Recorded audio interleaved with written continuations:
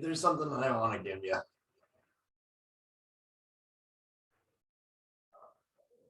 What is it that you wanted to give me? Right. You no longer have COVID. Are you for real? Awesome. Well, that's honestly really cool because I also have something that I wanted to give you. Something kind of special. No. Please tell me it's cigarette. No. What cigarette? Oh, it's estrogen? I fucking wish, but I've been meaning to give you this. It's my Providence Bruins hat that has Anton Khudobin's signature on it. You're giving me your hat? Really? So people are gonna differentiate between us. I mean, come on. I mean, really, how else? I don't know. It sounds like someone's been watching a bit too much Steve Dang. Dude, I try to do one good thing for you, and that's how you fucking treat me. Come on, come on. I'm trying my best. God, dude, just play fucking dirty water. I mean, the Bruins won. What else? What else is there to fucking say? I guess this skit has gone on long.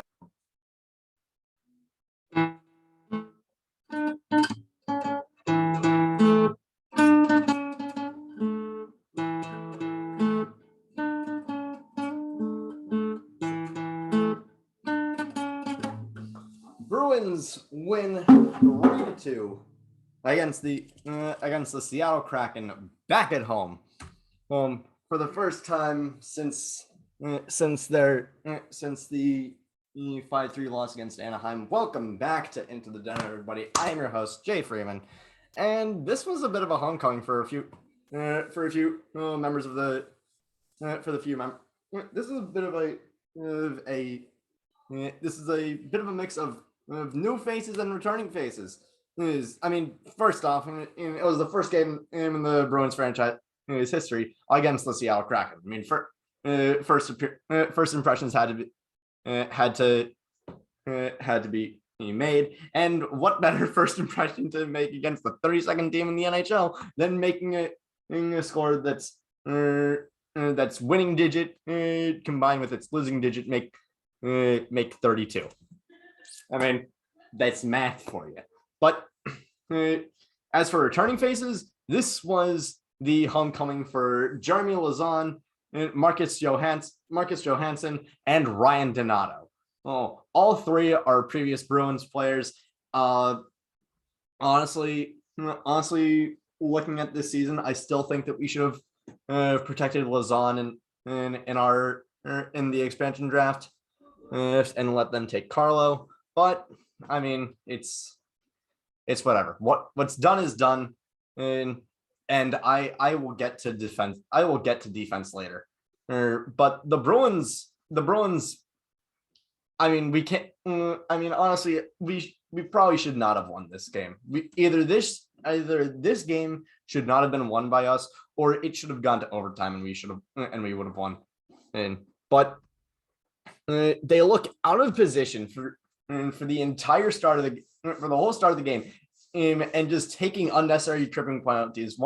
First by Bleed, and second by McAvoy, but Seattle can't really capitalize. Neither team can really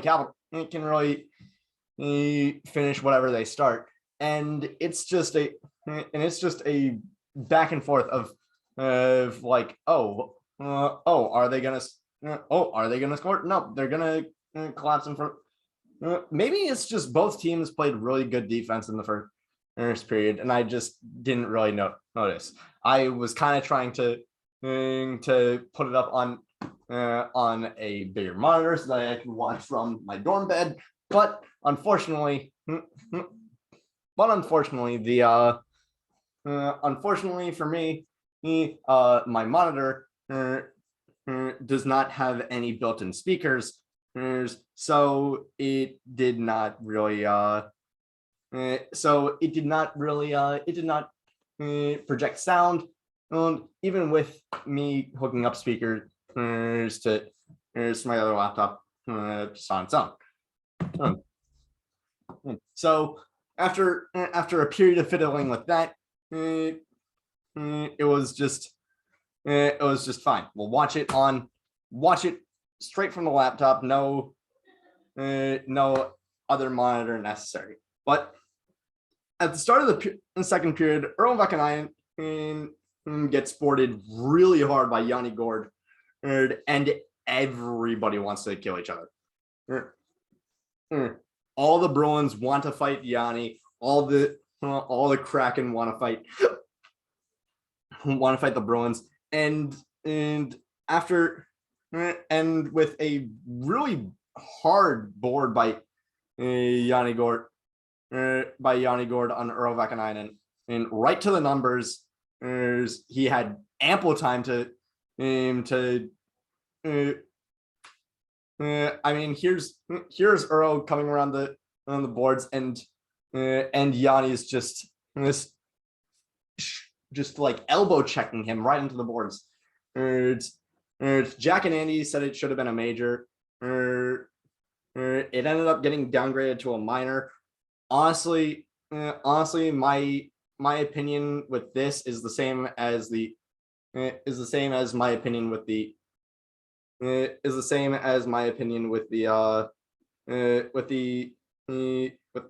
Taylor Hall hit on Nathan McKinnon. It's that if the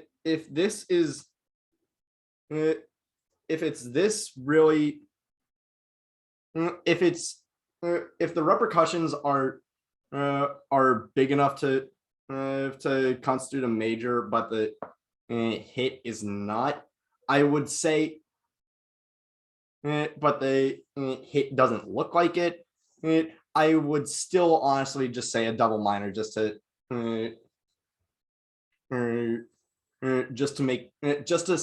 really satisfy both sides. But yeah, Bruins and Kraken really want to kill each other. In Curtis Lazar eventually at one point goes from taking a face-off to immediately just dropping gloves. And I forget who takes a penalty for the Kraken, but less than 20 seconds into it, Pasta gets a goal with his favorite setup: a pass from the far side of the net, right onto his stick, from his favorite spot, the left face-off dot, and that is when that opens up the scoring for the Bruins, and eventually we get a really scary, a kind of scary moment where Marcus Johansson takes a takes a high stick from Vince Dunn, his own teammate, right to the throat. Look, which I don't know about you, but I'm not feeling 22. But the hard stick beats. Wow, frick, that actually beats freaking flesh and cartilage and shit like that. I remember, and I feel like the intention. I mean, the scariest things always happen when it's unintentional. I mean, well, I remember when training for my second degree black belt, during a training cycle, I punched my friend. I punched my friend in the face during a sparring session, and his nose was bleeding for like 40 minutes, and was and he was like, "Holy shit, that actually happened." But anyway, after that, the Bruins ended up killing a 5-on-3 thanks to numerous penalties, and then almost immediately after, a puck goes back around Drieger, lands in front, and Hall is able to win the puck battle and just flick it up past Striger. Bruins up 2-0 before the end of the second period. For the third, Jonas Donskoy, or as the dude at the expansion draft would say it, Jonas Donskoy. Still don't know how he messed up that pronunciation, but he takes a loose puck and just slips it past everyone through the for his first goal of the entire season. And through all of the Kraken's games this season, he's had 0 goals and 14 assists, and this was his first. This ended up being his first. Also, the dude played a fantastic game the entire game. The entire game, he was very much a thorn in our sides, and this is and that up until the Mason Appleton goal made me realize that like people really need to realize that defense is almost as much of a need for this team as center depth. Like, yes, Bergeron is getting long in the tooth. He is still producing fantastic. I love Bergeron. I freaking love Bergeron. Easily one of my favorite Bruins to ever step foot on the easily one of my favorite Bruins in my lifetime. But oh my god. After him, who do we have? Like, what is it? We have Coyle, who's really inconsistent. We have Halla, who he's forming decent chemistry with Hall and with Taylor Hall and David Pastrnak, but I don't necessarily think that you'd trust him as like a top line center. We have Nosek, who's also kind of, why would you trust him above that middle to bottom six? And you have Frederick, who's like bottom six plugger for life. Fantastic player. I love Trent Frederick, but center depth very necessary. Our defense, though, is just why. What is happening? Carlo is a tree. Carlo is very much a 6'5" tree. You are going to hate it if this dude runs into you. But more often than not, it's probably going to be you running into him because the dude is slow. That's another thing that the Bruins are struggling with, is that they are slow, very, very slow. No, but I mean, Bees still pull out 2 points of this because Pasta got the exact same, got pretty much the exact same setup, except from the top of the blue line instead of from the top of the from right beside the net. Doesn't matter. Same central setup, same goal, 3-2. Kraken pulled Drieger. Nothing really comes of it. Bruins win. I'm not really impressed by this win. I'm not sad by this win. I like it when the Bruins win, but I don't. This game left a lot to be desired, and I am hoping that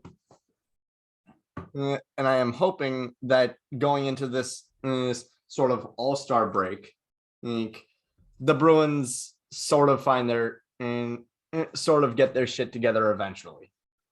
But I think that is it for today's episode of Into the Den. Thank you all so much for watching. Click like if you like, click subscribe if you really like. Down below is still the GoFundMe for Jake Tebow's recovery. And tell your friends that that I guess I have my own hat guy now.